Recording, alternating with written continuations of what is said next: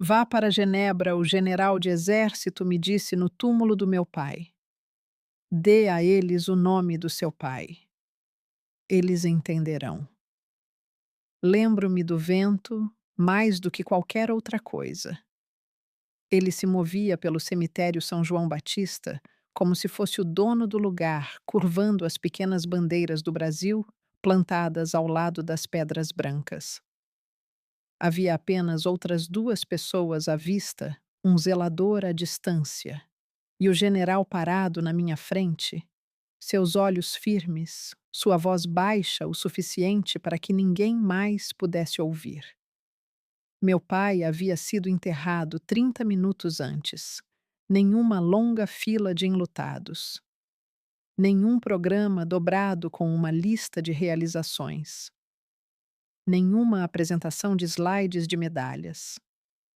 Apenas eu. Uma bandeira e um nome gravado no mármore. Meu pai era um mergulhador de combate da Marinha aposentado. Nenhuma medalha na parede, nenhuma história. Ele viveu discretamente e morreu da mesma forma. Ele nunca gostou de atenção. Crescendo em Niterói, no Rio de Janeiro, eu nem sabia o que ele tinha feito até ter quase 20 anos. Outras crianças falavam sobre as promoções ou festas de aposentadoria de seus pais. O meu consertava a cerca, pagava suas contas adiantado e bebia seu café exatamente às 6 da manhã. Ele trabalhava em meio período em uma loja de artigos náuticos depois que se aposentou. Dizia bufa, que gostava do cheiro de corda e sal. Ele nunca me contou sobre combate. Quando faleceu, foi um ataque cardíaco súbito em sua cozinha. Um vizinho o encontrou quando ele não atendeu a porta por 2 dias. O médico legista me ligou no trabalho. Lembro-me de encarar a tela do meu computador e não entender as palavras. Ele não tinha riqueza visível, nenhuma segunda propriedade, nenhum estilo de vida secreto. Seu testamento era simples e manuscrito, devidamente arquivado com um advogado local. A casa ficou para mim. Todo o resto era mínimo. Meu irmão mais velho. Daniel ligou antes mesmo de eu terminar de organizar o funeral. Acho que é isso, hein? Ele disse. Papai nunca teve muito. Havia algo em seu tom que me incomodou. Não era luto, era avaliação. No cemitério, quando o capelão terminou de falar e a salva de tiros ecoou, senti algo se assentar dentro de mim. Finalização. Eu estava pronta para ir embora quando vi o general caminhando em minha direção. Ele não se apresentou com sua patente. Eu só notei as 4 estrelas quando a luz atingiu seu ombro. Ele parecia estar no final dos seus 60 anos, composto sem pressa. Ele apertou minha mão. Eu servi com seu pai, ele disse. Isso me surpreendeu. Meu pai nunca havia mencionado servir ao lado de alguém que alcançou esse nível. O general olhou para a lápide depois de volta para mim. Vá para Genebra, ele disse. Dê a eles o nome do seu pai. Eles entenderão. Nenhuma explicação, nenhuma pausa dramática. Então ele me entregou um simples cartão branco. Nenhuma insígnia, apenas um número de telefone com um código de país suíço e um sobrenome escrito de forma legível em tinta. Antes que eu pudesse fazer uma única pergunta, ele acenou com a cabeça uma vez e se afastou. Fiquei ali, segurando aquele cartão muito depois de ele desaparecer entre as fileiras de mármore. Eu não contei a Daniel sobre isso. Naquela noite, voltei para a casa do meu pai. O lugar ainda cheirava vagamente a loção pós-barba e óleo de motor. Suas botas estavam perto da porta. Sua caneca de café estava limpa no escorredor. Nada sobre sua vida sugeria bancos internacionais. Abri gavetas que nunca havia aberto antes. declarações de imposto de renda antigas, documentos de seguro, recibos de lojas de ferragens, tudo comum, tudo pequeno. Mas então encontrei seu passaporte. Estava no fundo do armário dele, dentro de uma caixa de sapatos gasta. As páginas estavam cheias de carimbos. Suíça, França, Alemanha, datas que remontavam a quase 20 anos. Viagens que eu nunca soube que ele fez. Sentei-me na beirada de sua cama e tentei entender aquilo. Daniel ligou novamente naquela noite. E então qual é o plano? Ele perguntou. Você vai vender a casa. Não faz nem um dia, eu disse.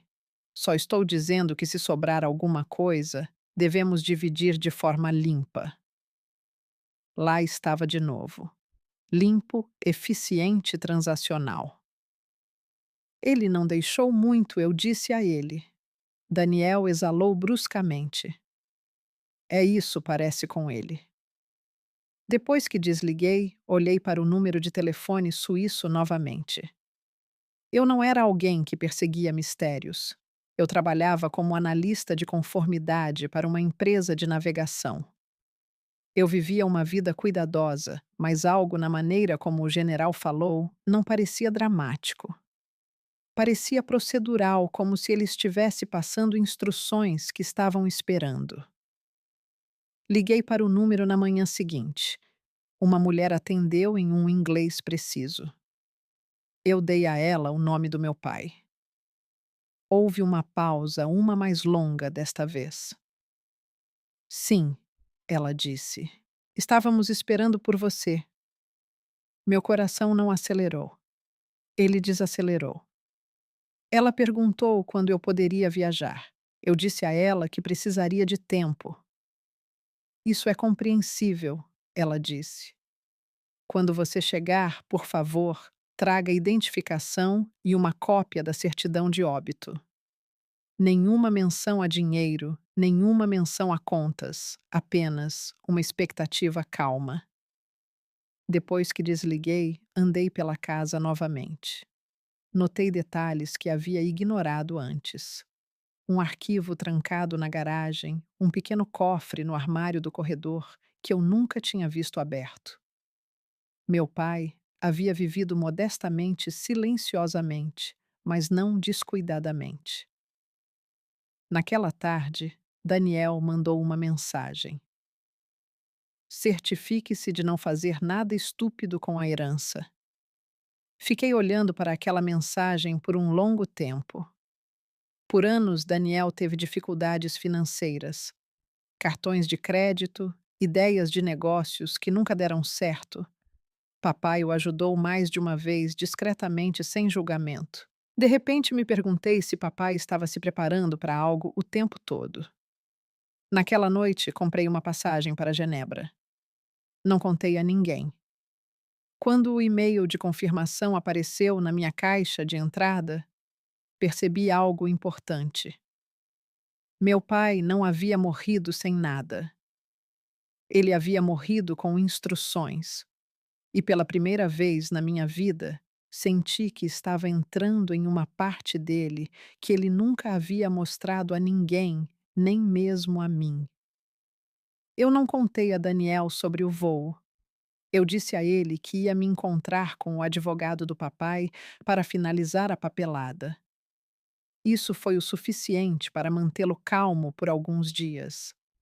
Ele morava a algumas cidades de distância perto de Petrópolis e raramente vinha, a menos que pensasse que havia algo a ganhar. Na manhã, antes de eu partir para Genebra, ele apareceu mesmo assim. Ele não bateu na porta como costumava fazer. Ele deu 2 batidinhas e entrou como se a casa já pertencesse a ele. Ele olhou ao redor da sala de estar como se estivesse fazendo um inventário. O lugar parece menor, ele disse.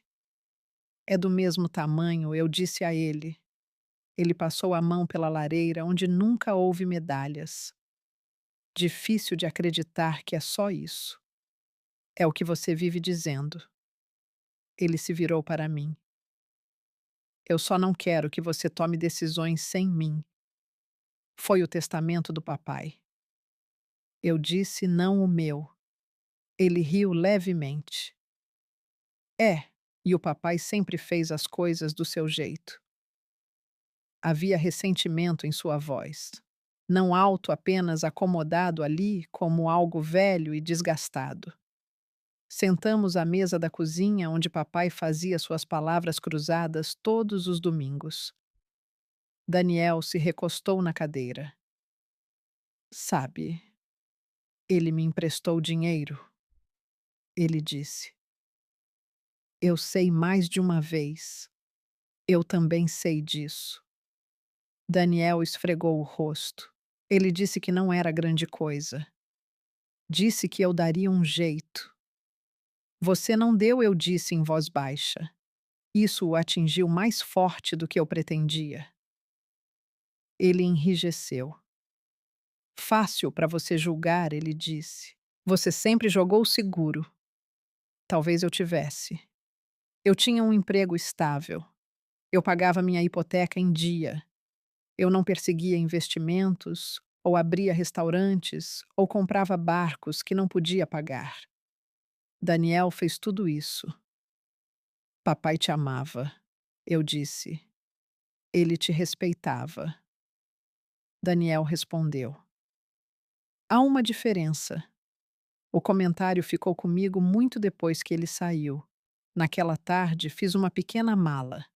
Coloquei o passaporte do papai na minha bagagem de mão junto com a certidão de óbito e minha própria identificação. Eu não sabia no que estava me metendo, mas algo me dizia que não seria um cofre cheio de barras de ouro. Papai não vivia assim. O voo foi longo e silencioso. Tive tempo para pensar nos anos em que mal nos falamos depois que mamãe morreu. Daniel se afastou primeiro. Eu fiquei. Eu o visitava todos os domingos. Eu levava compras. Eu o ouvia falar sobre pesca e o tempo e sobre nada. Ele nunca mencionou a Suíça. Quando pousei em Genebra, não parecia glamuroso. Parecia limpo, eficiente e silencioso à sua maneira. O motorista de táxi não falava muito inglês. As ruas eram estreitas e arrumadas. O lago parecia cinza sob o céu de inverno. O prédio do banco era discreto, sem placas chamativas, apenas pedra e vidro. Lá dentro, tudo se movia a um ritmo cuidadoso. Dei o nome do meu pai na recepção. A mulher atrás dela não reagiu, mas fez uma ligação. Em minutos, um homem de terno escuro se aproximou de mim. Senhorita Silva, ele perguntou. Sim, por favor, venha comigo. Caminhamos por um corredor que cheirava levemente a madeira polida, sem estátuas de mármore, sem portões de segurança dramáticos, apenas portas e silêncio. Ele me levou a um escritório particular e fechou a porta suavemente. Sinto muito pela sua perda, ele disse. Seu pai era um homem disciplinado. Essa palavra me chamou a atenção. Disciplinado. Você o conhecia? Eu perguntei. Em um sentido profissional, ele respondeu. Ele abriu uma pasta. Dentro havia documentos organizados de forma impecável. A assinatura do meu pai aparecia em várias páginas datadas de mais de 2 décadas atrás. Ele estabeleceu um fundo fiduciário aqui em 2002, o homem explicou. Ele foi mantido com contribuições consistentes. Eu olhei para os números. Não eram números de bilionário, mas eram substanciais. O suficiente para mudar uma vida, o suficiente para proteger várias famílias. Isso não pode estar certo, eu disse. Está correto, ele me assegurou. Para que era. O banqueiro cruzou as mãos. Seu pai designou o fundo para apoiar um grupo específico de indivíduos ex-militares com certas necessidades médicas, assistência familiar em caso de dificuldade. Eu me recostei lentamente. Ele nunca disse nada. Ele não teria dito, disse o banqueiro. A confidencialidade era importante para ele. E eu perguntei: Você é a curadora sucessora? A sala pareceu menor. Ele estruturou de forma que você assumisse a supervisão após o falecimento dele. Os fundos não podem ser dissolvidos sem a sua aprovação. Pensei em Daniel imediatamente em suas dívidas, em suas expectativas. Existem outros beneficiários. Eu perguntei. Vários, ele disse. Temos as informações de contato. Eles não estão cientes do falecimento de seu pai. O banqueiro deslizou outro envelope em minha direção. Há também uma carta, ele disse, escrita pela mão de seu pai. Deveria ser entregue apenas após a morte dele. Minhas mãos tremeram um pouco quando a peguei. Antes de abri-la, meu telefone vibrou. Daniel. Deixei tocar uma vez antes de atender, e então ele perguntou imediatamente: O que o advogado disse? Ainda estou revisando a papelada, eu disse. Tem alguma coisa? Ele insistiu. Olhei para os números novamente. Sim, eu disse lentamente. Tem alguma coisa. Houve uma longa pausa do lado dele. Quanto ele perguntou? Eu não respondi, porque naquele momento entendi algo claramente. O fundo não era uma fortuna secreta esperando para ser dividida. Era uma responsabilidade e meu irmão não tinha ideia do que nosso pai realmente esteve construindo todos esses anos. Eu não disse a Daniel o valor. Eu disse a ele que precisava de tempo para entender o que estava vendo. Essa parte era verdade. Os números eram reais, mas não eram a história toda. O que importava mais era a estrutura. Meu pai não tinha simplesmente guardado dinheiro na Suíça. Ele havia construído algo deliberado. Depois que desliguei o telefone com Daniel, abri o envelope que o banqueiro me deu. O papel dentro era grosso e familiar. A caligrafia do meu pai não havia mudado desde que eu era criança. Letras de forma linhas retas, sem floreios. Se você está lendo isso, então não tive a chance de explicar pessoalmente. Só essa frase já me deu um nó na garganta. Eu não escondi isso de você por desconfiança. Eu escondi porque o dinheiro muda a forma como as pessoas ouvem. Ele continuou explicando que depois de se aposentar, manteve contato com um pequeno círculo de homens com quem havia servido. Não reuniões, não visitas sociais, apenas contatos discretos. Com o tempo, alguns desses homens enfrentaram problemas de saúde. Ferimentos que nunca cicatrizaram completamente, cânceres ligados a missões, dificuldades financeiras. Depois que os benefícios do governo se esgotaram. Ele não reclamava disso. Ele não pedia reconhecimento. Ele simplesmente começou a guardar dinheiro. Você não anuncia ajuda, ele escreveu. Você apenas a fornece. Dobrei a carta com cuidado e a coloquei de volta no envelope. O banqueiro voltou com outra pasta. Dentro havia resumos cuidadosamente anonimizados das famílias que receberam apoio ao longo dos anos. Mensalidade da faculdade para uma filha após o derrame do pai. Ajuda com a hipoteca para uma viúva, transporte médico para um homem que precisava de tratamento especializado. Meu pai nunca foi ostentoso, mas foi constante. Este fundo está atualmente avaliado em pouco mais de 12 milhões de dólares, disse o banqueiro. O número não registrou no início. 12 milhões. Não era a riqueza de uma celebridade, mas era muito mais do que eu imaginava. Meu pai morava em uma casa modesta de 3 quartos. Ele dirigia uma caminhonete de 12 anos.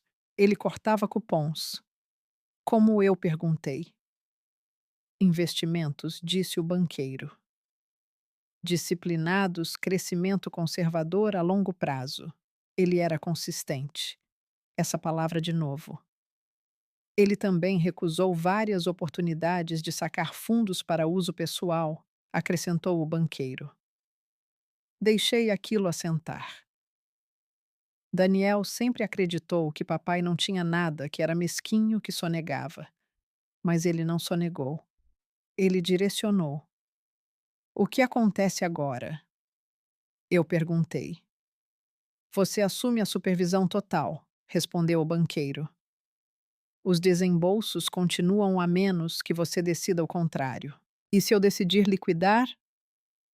Está dentro da sua autoridade legal, ele disse calmamente, embora houvesse implicações fiscais. Pensei na voz de Daniel no telefone. Quanto à tentação de simplificar tudo, dissolver o fundo, dividir o dinheiro e seguir em frente, passou pela minha cabeça.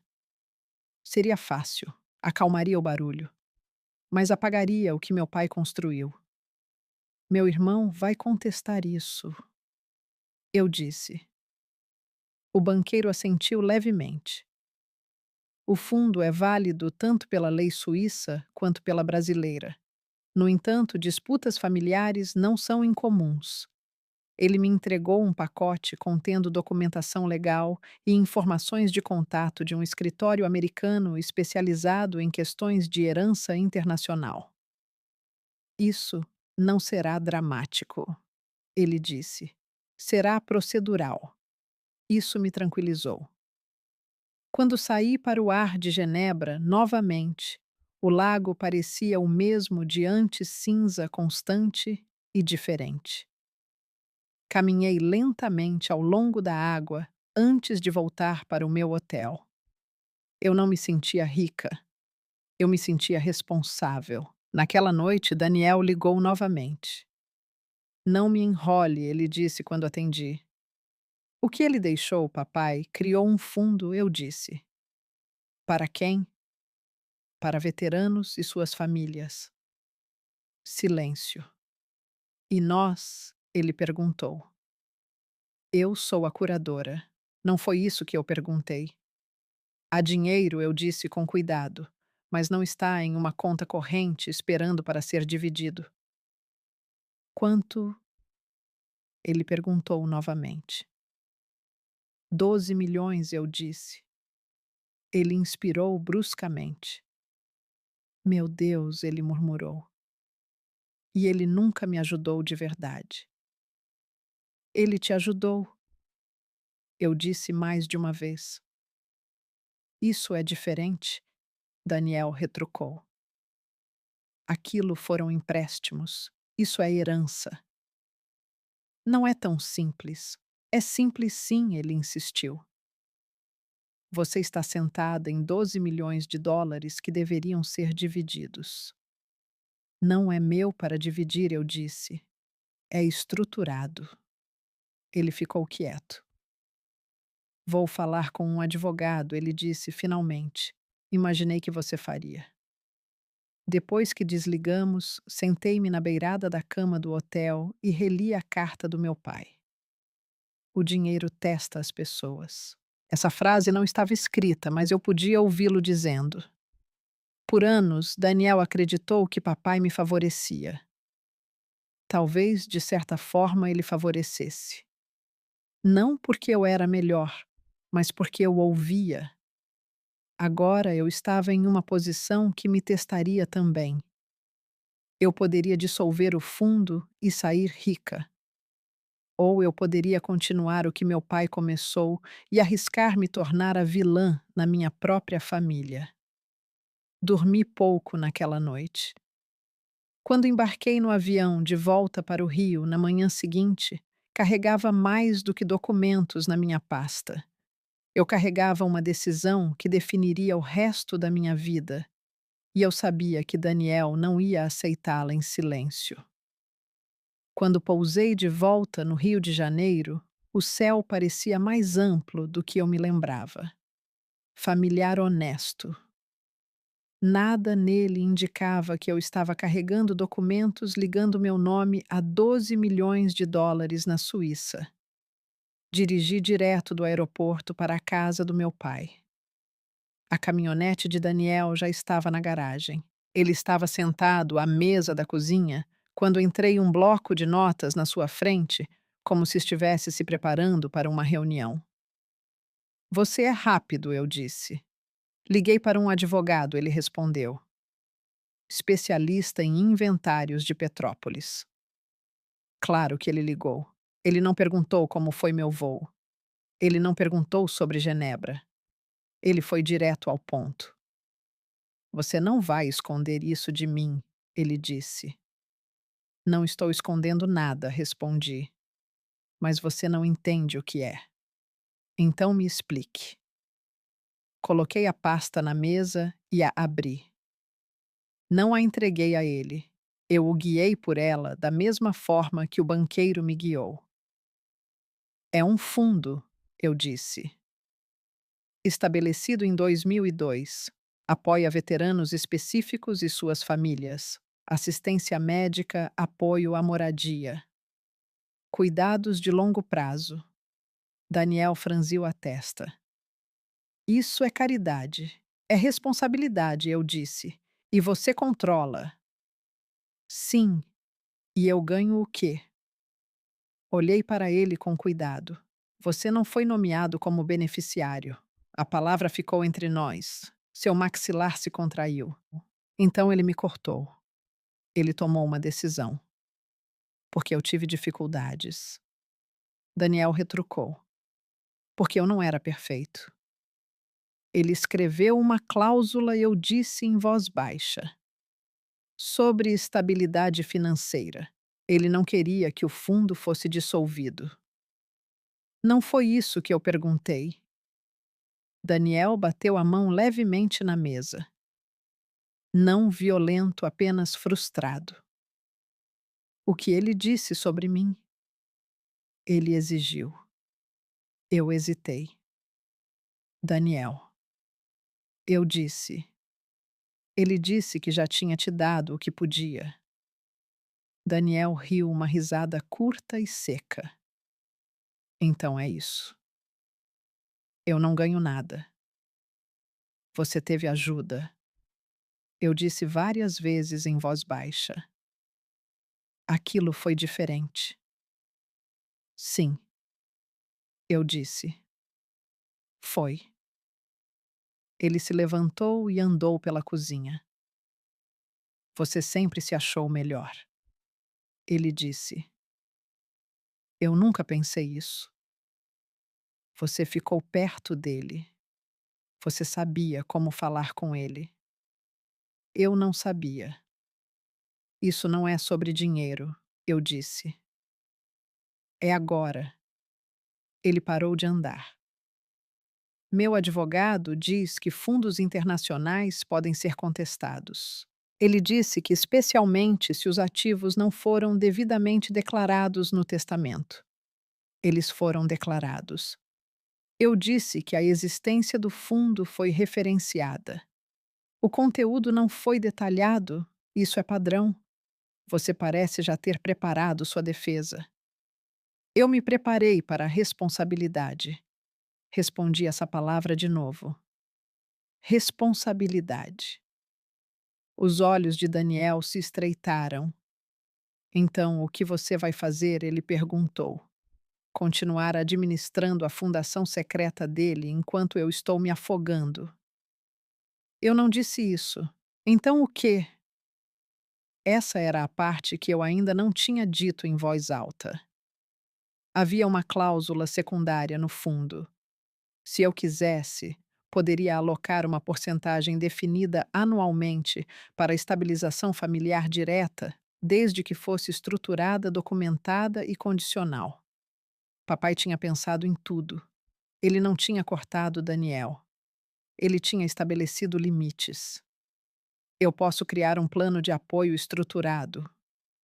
Eu disse com cuidado. Aconselhamento de dívidas, supervisão financeira, distribuições controladas vinculadas à responsabilidade. Daniel me encarou como se eu o tivesse insultado. Você quer me gerenciar?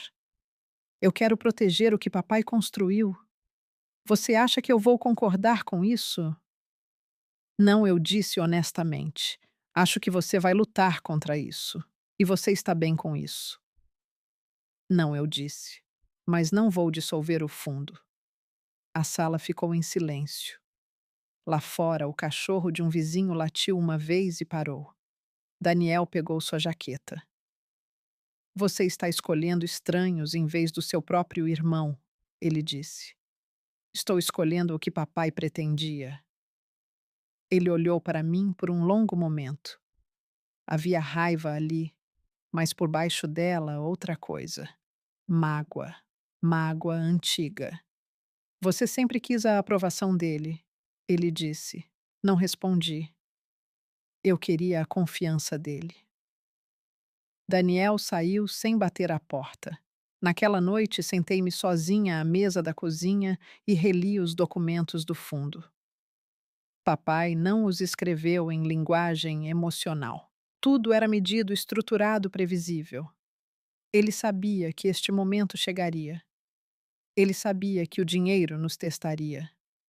Na manhã seguinte, recebi uma notificação do advogado de Daniel, um pedido formal de divulgação completa do fundo, citando potencial influência indevida e falta de transparência. Havia começado. Não uma batalha dramática no tribunal. Não gritos, apenas papelada. Procedimento. Contratei um advogado mais velho em Niterói, chamado Dr. Tomás Ribeiro. Cabelo grisalho, veterano da Marinha, voz calma. Ele revisou tudo com cuidado. Isso é sólido, ele disse. Seu pai foi meticuloso.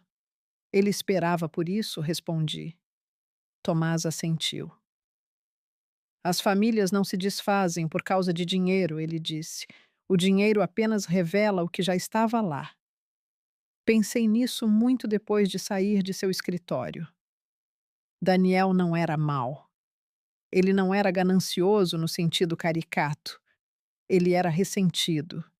E ressentimento misturado com 12 milhões de dólares é uma coisa perigosa. Voltei para a casa do papai naquela noite e fiquei na sala de estar onde nunca houve metais na parede. Ele viveu discretamente. Agora, sua vida discreta estava fazendo barulho e eu era a pessoa que tinha que decidir quão alto ficaria. Daniel entrou com o processo em 3 semanas. Não foi dramático. Sem gritos nos degraus do tribunal, apenas uma petição formal no Tribunal de Justiça do Rio de Janeiro, contestando a validade do fundo e questionando se papai havia declarado adequadamente seus ativos no exterior. Influência indevida, falta de transparência, falha em fornecer distribuição igualitária aos herdeiros. A linguagem jurídica tem uma maneira de transformar família em categorias. Doutor Tomás Ribeiro me ligou na manhã em que os documentos foram entregues. Isso é padrão, ele disse calmamente. Ele está testando a estrutura. Vai se sustentar. Eu perguntei. Sim, disse Tomás. Se o que você me mostrou está completo, vai se sustentar. Essa palavra de novo, sustentar. A primeira audiência foi procedural. Sentamos em uma sala de tribunal simples, com paredes bege e luzes fluorescentes. Nenhuma câmera de televisão. Nenhum repórter, apenas um juiz. 2 advogados. Um escrivão e um punhado de pessoas esperando por seus próprios casos serem chamados. Daniel sentou-se na mesa oposta. Ele não olhou para mim no início. Ele parecia cansado. Quando nosso caso foi chamado, a juíza ajustou seus óculos e revisou o processo. O advogado de Daniel argumentou que o fundo suíço havia sido estruturado de uma forma que limitava injustamente o acesso de Daniel ao que deveria ser herança de direito segundo a lei brasileira.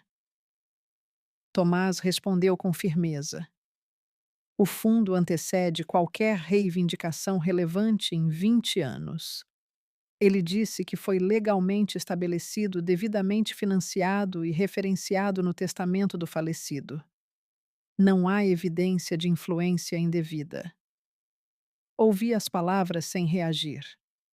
Isso não era uma briga, era uma auditoria. A juíza solicitou documentação adicional e agendou uma audiência de acompanhamento. Fora do tribunal, Daniel finalmente falou comigo diretamente. Você poderia acabar com isso hoje, ele disse. Como? Eu perguntei. Divida. Não é meu para dividir. São 12 milhões de dólares, ele disse. Ninguém saberia. Isso não é verdade, respondi. Papai saberia. Daniel balançou a cabeça. Você está transformando ele em algo maior do que ele era. Não, eu disse em voz baixa. Estou descobrindo quem ele era. A próxima audiência trouxe mais documentação. Certificação suíça, registros de investimento, extratos de desembolso para beneficiários, tudo limpo, tudo consistente. Tomás lidou com isso com a paciência de alguém que já viu famílias se fraturarem antes. Na terceira aparição, algo inesperado aconteceu. O general de exército apareceu. Ele não fez uma entrada triunfal. Ele entrou silenciosamente e sentou-se atrás de nós, até que Tomás o chamou como testemunha. Ele testemunhou com calma, sem teatralidade. Servi com o senhor Silva. Ele disse que era um homem de disciplina e integridade. Eu estava ciente de sua intenção de estabelecer um apoio de longo prazo para militares específicos. O advogado de Daniel tentou insinuar que o general havia influenciado meu pai na criação do fundo. O general não levantou a voz. Ninguém o influenciou, ele disse. Se alguma coisa, ele influenciou os outros. Houve uma mudança sutil na sala depois disso. Autoridade, quando é firme, tem peso. Após o testemunho, a juíza fez um breve recesso. Quando ela voltou, sua decisão foi ponderada. O fundo é válido, ela disse. Ele antecede qualquer conflito alegado. Não há evidência de influência indevida. A reivindicação do peticionário é rejeitada. Simples assim. Nenhuma batida dramática de martelo, nenhum aplauso. Rejeitada. Fora do tribunal. Daniel não falou comigo no início. Ele ficou ao lado de sua caminhonete, olhando para o pavimento. Você realmente não ia ceder? Ele disse finalmente. Não. Você preferia me deixar perder publicamente. Eu não fiz você entrar com o processo, eu disse. Ele olhou para mim, então, e pela primeira vez a raiva parecia mais fina. Ele nunca confiou em mim, ele disse em voz baixa. Não era sobre isso. Parece que era. Eu não discuti porque, de certa forma, ele estava certo. Papai havia confiado em mim com a supervisão. Isso não significava que ele não amava Daniel, mas confiança e amor nem sempre são distribuídos da mesma forma. Eu não sou seu inimigo, eu disse. Daniel deu um meio sorriso cansado. Parece que você é. Ele foi embora antes que eu pudesse responder. Naquela noite voltei para a casa e abri o cofre no armário do corredor. Eu havia encontrado a combinação mais cedo em um dos cadernos do papai. Dentro havia apenas 3 coisas. Uma bandeira do Brasil dobrada de uma cerimônia anos atrás, uma fotografia do papai, com outros 3 homens, nenhum usando uniforme, e um pequeno bilhete com sua caligrafia. A constância vence, era tudo. Sem discursos, sem instruções sobre vingança, apenas constância. Daniel havia perdido o caso publicamente, sim, mas mais do que isso, ele havia perdido a ilusão de que a vida tranquila do papai significava algo pequeno. O fundo permaneceu intacto. Os beneficiários continuariam recebendo apoio, e eu agora tinha total autoridade para moldar como a parte familiar dele seria administrada. Ganhar no tribunal foi menos satisfatório do que eu esperava. Não parecia vitória. Parecia responsabilidade confirmada. Mas responsabilidade não é barulhenta. É constante. Vencer no tribunal não consertou nada. Apenas acertou a papelada. Por uma semana após a decisão, Daniel não ligou. Sem mensagens, sem e-mails, apenas silêncio. Continuei trabalhando com o escritório suíço para garantir que a próxima rodada de desembolsos saísse no prazo. Contas médicas, mensalidades, ajuda com hipotecas. A vida seguiu em frente como sempre faz. Mas algo em mim continuava voltando a uma linha na carta do papai. Você não anuncia ajuda, você apenas a fornece. Daniel não era um dos beneficiários nomeados, mas ele também não estava excluído da humanidade. Dirigi até Petrópolis em uma tarde de quinta-feira. Sua casa parecia a mesma de sempre. Grama um pouco alta demais, luz da varanda queimada. Sua caminhonete estava na garagem. Ele abriu a porta lentamente quando bati. Imaginei que você viria eventualmente, ele disse. Posso entrar. Ele se afastou. O lugar cheirava a café e carpete velho. Contas estavam empilhadas no balcão da cozinha. Não comentei sobre elas. Sentamos em sua pequena mesa de jantar. Não estou aqui para discutir, eu disse. Então, por que está aqui? Porque não se trata de vencer. Ele deu um leve sorriso cético. Pareceu que era. Não vou dissolver o fundo, eu disse. Essa parte é final, imaginei. Mas papai criou uma provisão para estabilização familiar estruturada, controlada, responsável. Daniel se recostou na cadeira. Então, o que isso significa para mim?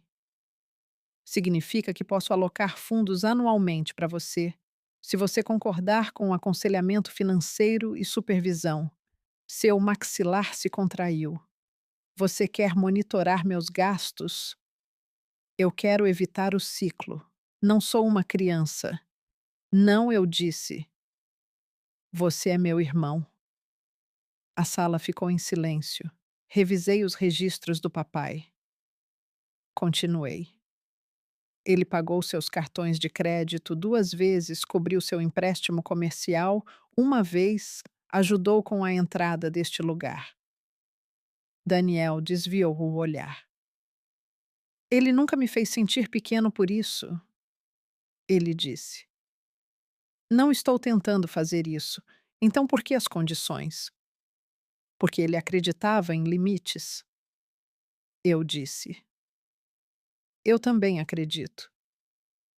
Daniel olhou para Maima. Você acha que eu não sei administrar dinheiro? Ele disse. Acho que você ainda não conseguiu. Não foi cruel. Foi factual. Ele exalou lentamente. Eu queria que ele se orgulhasse de mim. Ele disse em voz baixa. Eu sei. Ele nunca disse. Ele também não disse para mim, eu disse. Ele demonstrou. Os olhos de Daniel estavam marejados agora, embora ele não chorasse. Você ficou com o fundo, ele disse. Isso diz o suficiente. Não eu, disse gentilmente. Diz que ele confiou em mim para protegê-lo. Isso é diferente. Ficamos sentados ali por um longo momento. Estou te oferecendo isso, eu disse. Pagamento estruturado da dívida. Um consultor financeiro pago pelo fundo. Uma distribuição anual limitada vinculada ao progresso. Sem quantia única, sem cheque em branco. E se eu disser não, então nada muda. Ele assentiu lentamente. Você realmente iria embora. Eu já fui uma vez, eu disse no tribunal. Aquilo não foi vingança, foi realidade. Daniel se inclinou para a frente, cotovelos na mesa. Não quero ser o cara que processou a irmã por dinheiro, ele disse. Então não seja. Ele deu uma risada cansada. Você sempre fala como o papai. Aprendi com ele. Passamos a próxima hora revisando números. O que ele devia. O que seria necessário para estabilizar sua situação em 5 anos em vez de um. Não foi glamouroso. Foram planilhas e disciplina. Quando me levantei para sair, Daniel me acompanhou até a porta. Você realmente foi para a Suíça, ele disse. Sim. E ele realmente construiu tudo aquilo, sim. Ele balançou a cabeça lentamente. Eu achava que ele era pequeno, ele admitiu. Ele não era. Nenhum de nós disse mais nada. Enquanto eu dirigia de volta para Niterói, percebi algo importante. Vingança nem sempre é sobre esmagar alguém. Às vezes é sobre se recusar a deixar o ressentimento ditar o resultado. Daniel tentou forçar a abertura do fundo. Em vez disso, ele agora estava entrando em uma estrutura. Não porque eu o humilhei, mas porque não o fiz. Papai viveu discretamente. Eu estava começando a entender o porquê. 1 ano depois que o tribunal rejeitou a reivindicação de Daniel, estávamos juntos no São João Batista.